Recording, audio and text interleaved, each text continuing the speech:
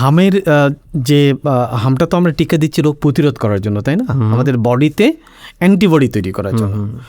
তো সাধারণত একটা বাচ্চা যখন জন্মগ্রহণ করে, সে জন্মগ্রহণের পরে মায়ের শরীর থেকেই হাম রোগ প্রতিরোধকারী অ্যান্টিবডিটা পেয়ে থাকে, এবং এই অ্যান্টিবডিটা 6 থেকে 9 মাস পর্যন্ত কার্যকর থাকে।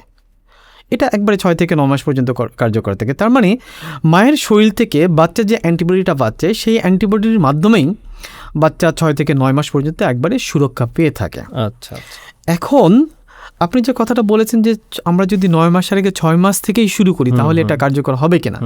দেখেন, বাংলাদেশে যারা high risk country for infectious disease, যে সকল দেশগুলোতে সংক্রামক রোগের সম্ভাবনা বেশি, সেক্ষেত্রে কিন্তু 9 মাস এবং 15 মাসে দেওয়া হয়। কিন্তু আপনি যে সকল ফার্স্ট ওয়ার্ল্ড কান্ট্রি, আমি যদি বলি ইউরোপ, আমি যদি বলি USA, সেখানে কিন্তু হামের টিকাটা আরও পরে দেওয়া হয়, 12 মাসে এবং 4 থেকে 6 বছর। এটার কারণ কি?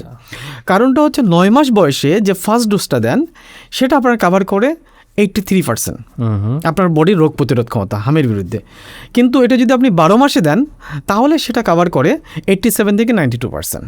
আচ্ছা, তো কেউ যদি এই যে বর্তমান সরকার যেটা একটা গুরুত্বপূর্ণ ইনিশিয়েটিভ নিয়েছে, আপনি যে 9 মাসের আগে দিতে পারবেন না, আপনি দিতে পারবেন 9 মাসের আগে দিতে পারবেন, 6 মাসের পর থেকে।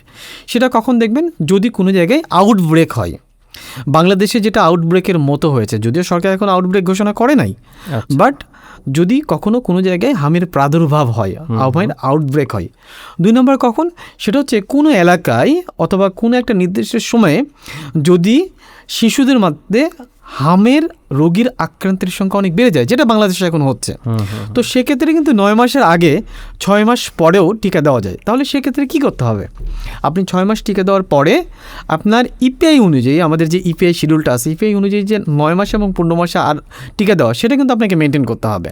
মানে এই 6 মাসের টিকা দেওয়ার পরেও, 6 মাস থেকে 9 মাসের টিকা দেওয়ার পরেও, আপনার 6 মাস থেকে 9 মাসের মধ্যে ফার্স্ট ডোজ দেওয়ার পরেও এই ক্যাম্পেইনে আপনাকে কিন্তু 9 মাস এবং 15 মাসের যে আলাদা টিকা ইপিআই শিডিউল অনুযায়ী, সেটা কিন্তু আপনাকে দিতেই হবে।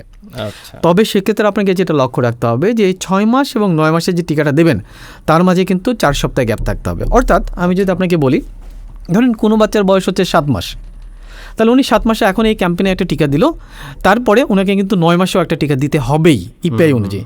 কিন্তু কোনো বাচ্চার বয়স ধরেন 8.5 মাস, তাহলে তাকেও তো এই শিডিউল অনুযায়ী টিকা দিতে হবে। তাহলে উনি কি করবেন?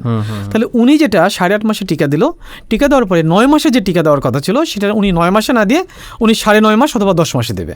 আর 15 মাসের যে টিকাটা, সেটা অ্যাজ ইউজুয়াল পাবে। যেহেতু কি আপনার 4 মাস হয়ে যাচ্ছে ওখানে, ডেফিনেটলি অ্যাটলিস্ট আপনার হচ্ছে 1 মাস থাকতে হবে দুইটা টিকার মাঝে। 1 মাস গ্যাপ, মানে 4 সপ্তাহ বা 1 মাস গ্যাপ থাকতে হবে।